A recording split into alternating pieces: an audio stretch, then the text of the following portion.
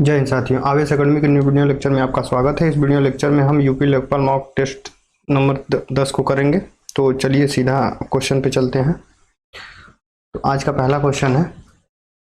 आज के पहले क्वेश्चन में क्या कह रहा है कि प्रिज्म से गुजरने पर प्रकाश का कौन सा रंग सबसे अधिक विचलन दिखाता है। ठीक है, इसमें कह रहा है कि प्रिज्म से अगर हम किसी प्रकाश की किरण को क्रॉस कराते हैं, तो मान लेते हैं कि ये प्रिज्म है, यहाँ से हम किसी प्रकाश के किरण को हम पास कराते हैं तो ये 7 रंगों में विभक्त हो जाता है। ठीक है, तो इसमें ये पूछ रहा है कि सबसे अधिक विचलन किसका होता है। तो ये सबसे अधिक विचलन पे है, ये सबसे कम विचलन पे है। तो अगर सबसे अधिक विचलन की बात करें तो बैगनी रंग का विचलन सबसे ज़्यादा होता है और लाल रंग का विचलन सबसे कम होता है। तो इस क्वेश्चन का जो आंसर है वो आपका है बैगनी रंग। ठीक है, नेक्स्ट क्वेश्चन को देखते हैं। अगला क्वेश्चन क्या कह रहा है। अगले क्वेश्चन में कह रहा है कि ट्रांसफार्मर के क्रोड के लिए सर्वोत्तम द्रव्य है। ठीक है, स्टेनलेस स्टील होता है, मृदु इस्पात होता है, कठोर स्टील होता है, नर्म लोहा होता है। इसका ऑप्शन दे रखा है। ठीक है, तो क्वेश्चन इसका जो सेकंड क्वेश्चन का जो आंसर सही है वो आपका है नर्म लोहा। ठीक है, ट्रांसफार्मर के क्रोड के लिए नर्म लोहा का प्रयोग किया जाता है। ठीक, क्वेश्चन नंबर 3 को देखते हैं। क्वेश्चन नंबर 3 में क्या कह रहा है। तो क्वेश्चन नंबर 3 में कह रहा है कि आयोडीन और पोटेशियम क्लोराइड के मिश्रण से आयोडीन को अलग किया जा सकता है। तो किससे अलग किया जा सकता है? असादन द्वारा, फिल्ट्रेशन द्वारा, ऊर्ध्वपातन या फिर आसवन द्वारा। तो इसमें जो सही आंसर है आपका है क्वेश्चन नंबर 3 का, तो आपका है ऊर्ध्वपातन द्वारा। ठीक है, आयोडीन और पोटेशियम क्लोराइड को जो हम किससे अलग करते हैं तो ऊर्ध्वपातन द्वारा अलग करते हैं। क्वेश्चन नंबर 4 को देखते हैं। क्वेश्चन नंबर 4 में क्या कह रहा है। क्वेश्चन नंबर 4 में कह रहा है कि कोयले की खानों में प्रायः विस्फोट करने वाली गैस है। तो इसमें ऑप्शन दिया है कि हाइड्रोजन है, कार्बन मोनोऑक्साइड है, वायु है, मीथेन है। तो इसका जो सही आंसर है वो आपका है मीथेन, ऑप्शन नंबर 4। ठीक है, क्वेश्चन नंबर 4 का ऑप्शन 4। कोयले के खानों में प्राय विस्फोट करने वाली गैस जो होती है वो मीथेन होती है। क्वेश्चन नंबर 5 को देखते हैं। क्वेश्चन नंबर 5 में क्या कह रहा है। क्वेश्चन नंबर 5 में कह रहा है कि निम्नलिखित में से वह व्यक्ति है जिन्हें भारत का राष्ट्रपति बनने से पहले रत्न का अवार्ड दिया गया था। डॉक्टर जाकिर हुसैन थे, डॉक्टर राजेंद्र प्रसाद थे, डॉक्टर एस राधाकृष्णन थे, वीवी गिरी थे। तो इसका जो सही आंसर है वो आपका है डॉक्टर एस राधाकृष्णन। ठीक है, क्वेश्चन नंबर 6 को देखते हैं। क्वेश्चन नंबर 6 में क्या कह रहा है। तो क्वेश्चन नंबर 6 में कह रहा है कि राष्ट्रपति राज्यसभा के लिए उन व्यक्तियों में से जो कला, साहित्य, सामाजिक सेवा आदि के क्षेत्र में ख्याति प्राप्त है, कितने व्यक्तियों को नामित कर सकते हैं। ठीक है, तो इसमें जो सही आंसर है आपका ऑप्शन दिया हुआ 4 व्यक्तियों को कर सकते हैं, 8 व्यक्तियों को कर सकते हैं या फिर 12 व्यक्तियों को। ठीक है, तो इसमें जो आपका सही आंसर है वो आपका है 12 व्यक्तियों को नामित कर सकते हैं राष्ट्रपति राज्यसभा के लिए। ठीक है, क्वेश्चन नंबर 7 को देखते हैं। क्वेश्चन नंबर 7 में क्या कह रहा है। तो क्वेश्चन नंबर 7 में कह रहा है कि निम्न में से कौन सा रोग नाइट्रेट प्रदूषित भोजन तथा जल के उपभोग द्वारा होता है। तो मिनीमाटा होता है, अस्थि सुशीरता होता है, ब्लू बेबी सिंड्रोम, या फिर लास्ट ऑप्शन दिया है, लास्ट ऑप्शन जो है एस्बेस्टोसिस। तो इसका जो सही आंसर है वो आपका है option number 3, blue baby syndrome. ठीक है, क्वेश्चन नंबर 7 का थर्ड ऑप्शन। नेक्स्ट क्वेश्चन को देखते हैं। नेक्स्ट क्वेश्चन में क्या कह रहा है।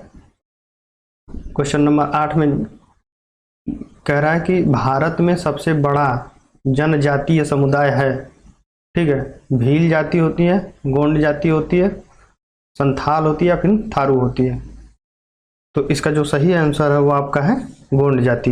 भारत में सबसे बड़ा जनजाति है गोंड जाति। ठीक है, क्वेश्चन नंबर 9 को देखते हैं। क्वेश्चन नंबर 9 में क्या कह रहा है। तो क्वेश्चन नंबर 9 में कह रहा है कि किस प्रकार के उत्पादों के लिए CACP न्यूनतम समर्थन कीमत की सिफारिश करता है। ठीक है, औद्योगिक उत्पाद के लिए करता है, कृषि उत्पाद के लिए करता है, फिर या फिर कहता है भैषज उत्पाद के लिए करता है, या इसमें से कोई नहीं। तो क्वेश्चन नंबर 9 का जो सही आंसर है वो है कृषि उत्पादन। ठीक है, क्वेश्चन नंबर 10 को देखते हैं। क्वेश्चन नंबर 10 में क्या कह रहा है। तो क्वेश्चन नंबर 10 में कह रहा है कि भारतीय संविधान नागरिकों के लिए आर्थिक न्याय किसके माध्यम से सुनिश्चित करता है?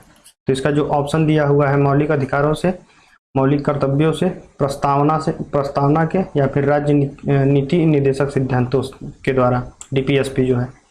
तो इसका जो सही आंसर है वो आपका है क्वेश्चन नंबर 10 का, वो राज्य नीति निर्देशक सिद्धांतों के द्वारा करता है। ठीक है, तो क्वेश्चन नंबर 10 का चौथा ऑप्शन। क्वेश्चन 11 को देखते हैं, क्वेश्चन 11 में क्या कह रहा है। तो क्वेश्चन 11 में कह रहा है कि राज्यसभा के सदस्यों का चुनाव कितनी अवधि के लिए किया जाता है? ठीक है, जो राज्यसभा में सदस्यों का चुनाव कितनी अवधि के लिए किया जाता है? तो 2 वर्ष के लिए किया जाता है, 4 वर्ष के लिए, 6 वर्ष के लिए, या फिर 5 वर्ष के लिए। तो इसका जो सही आंसर है वो आपका है 6 वर्ष। ठीक है, क्वेश्चन नंबर 12 को देखते हैं। क्वेश्चन नंबर 12 में क्या कह रहा है। तो क्वेश्चन नंबर 12 में कह रहा है कि ज्ञानपीठ पुरस्कार किस क्षेत्र वालों को दिया जाता है? साहित्य वालों को दिया जाता है, इतिहास के क्षेत्र में, इतिहास के क्षेत्र के लोगों को दिया जाता है, नाटक क्षेत्र, या फिर नृत्य? तो इसका जो सही आंसर है वो आपका है साहित्य के क्षेत्र में दिया जाता है। ठीक, क्वेश्चन नंबर 13 को देखते हैं। क्वेश्चन नंबर 13 में क्या कह रहा है।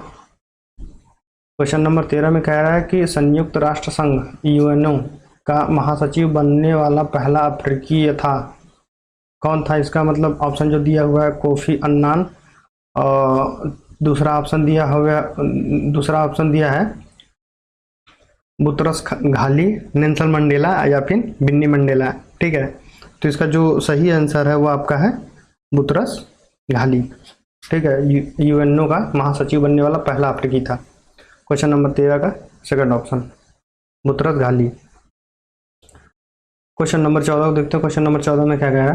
तो क्वेश्चन नंबर 14 में कह रहा है कि लाला लाजपत राय किसके विरुद्ध प्रदर्शन कर रहे थे जब वे पुलिस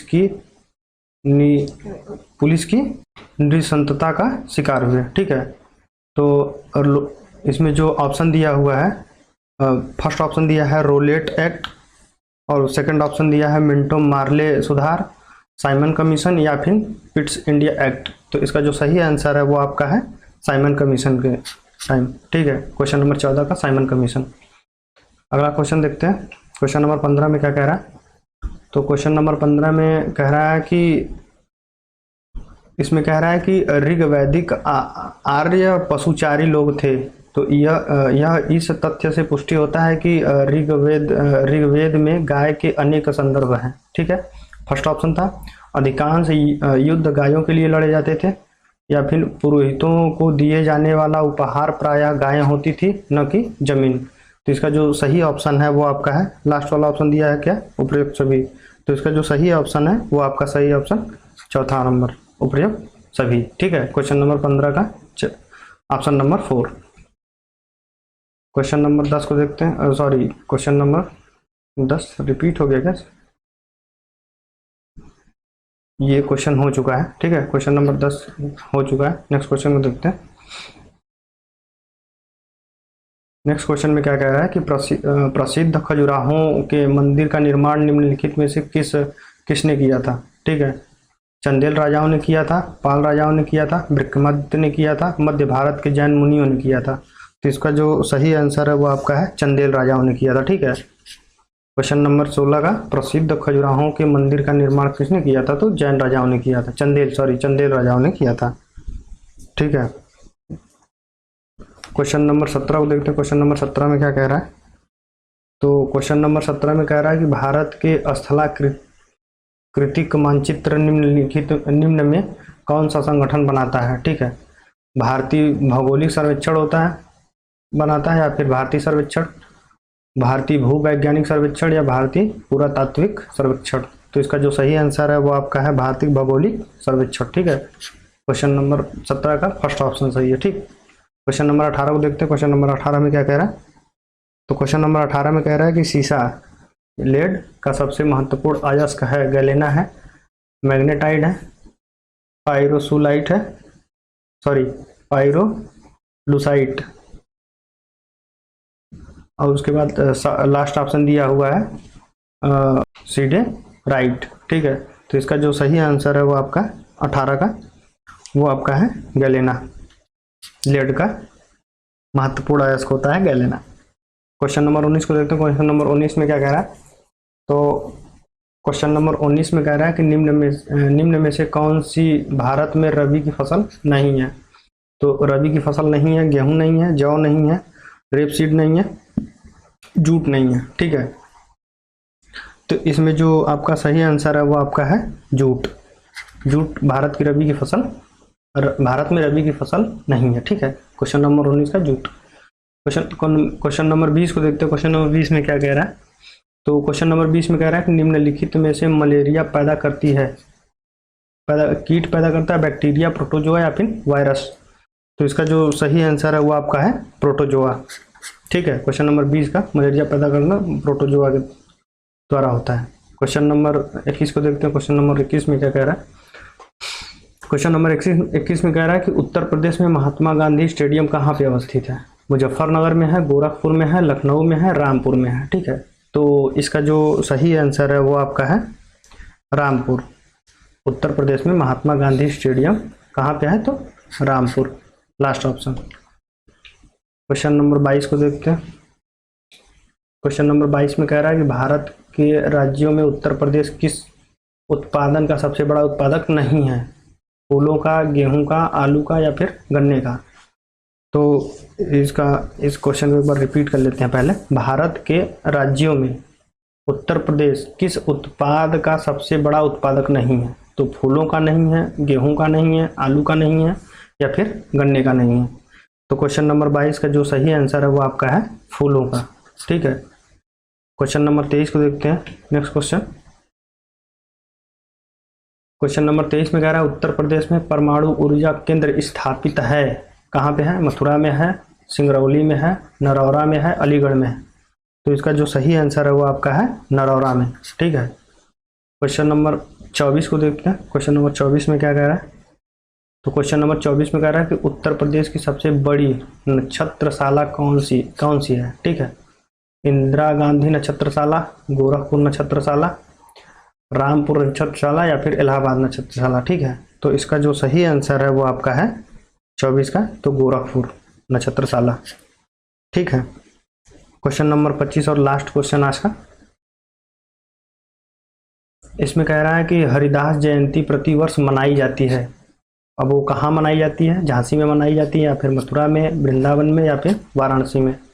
तो इसका जो सही आंसर है वो आपका है हरिदास जयंती जो है आपका वृंदावन में मनाई जाती है। ठीक है, तो आज के वीडियो लेक्चर में बस इतना ही।